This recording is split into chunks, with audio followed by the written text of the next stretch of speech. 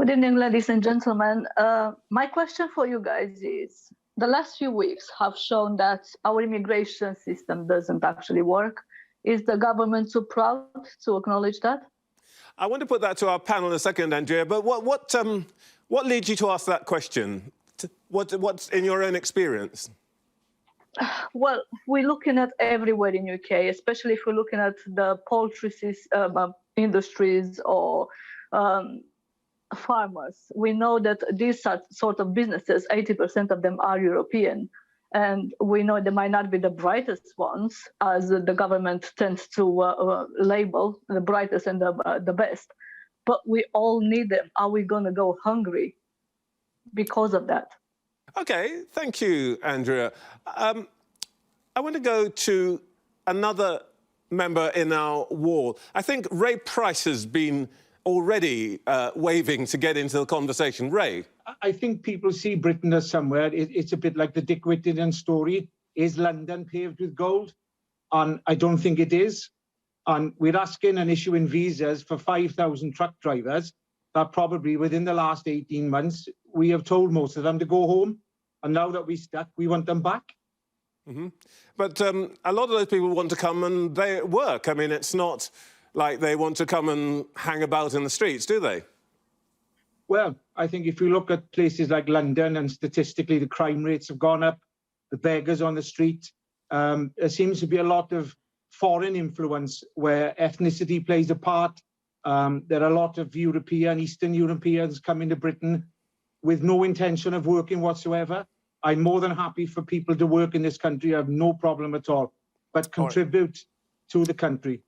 All right, let's go to Northern Ireland now. Janine Moody, what do you make of what Ray has just said about Britain being a soft touch? Totally agree. Yeah, I mean, you've only to look at the Australian model, and I mean, the way they operate is that they have targeted immigration.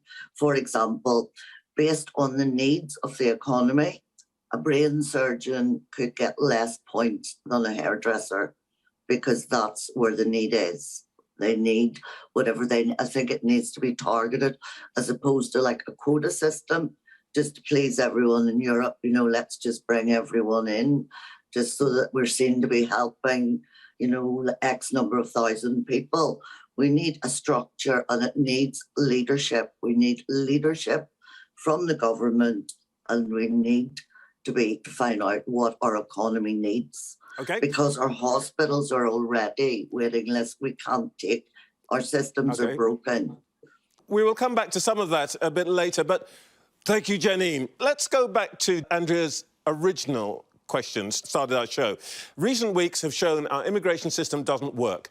Is the government too proud to change it? Theo Paphitis. I think immigration has been a wonderful thing for the United Kingdom.